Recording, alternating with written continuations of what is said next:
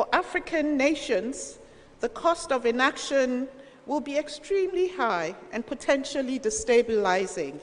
Without navigating this human capital crisis successfully, African societies and economies risk being trapped in a detrimental cycle of stagnant growth, soaring poverty rates, and increasing inequality. This situation could potentially escalate the drivers of fragility and conflict as uneducated and low-skilled youth grow increasingly disillusioned. There is also a lot at stake for the global community. By 2050, Africa will represent almost 40% of the children 0 to 14 years and a quarter of the working age population in the world. Improvements in Africa mean improvements for the world. Improving human capital is not for the faint of heart or the impatient.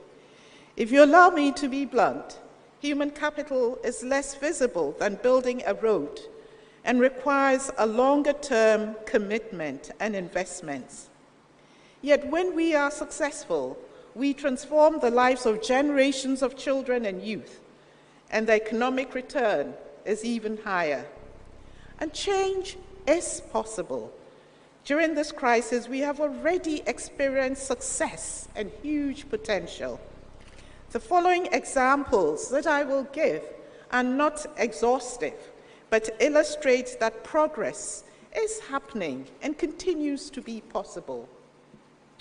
On the early years, countries like Rwanda are among the few to meet the Sustainable Development Goal target on malnutrition. It was done through efforts that included an innovative early childhood development intervention, a combination of home-based and community-based modalities. Rwanda dramatically increased its access to early childhood services in only 2 years, from 17% in 2020 to 62% in 2022. The stunting rate is also coming down.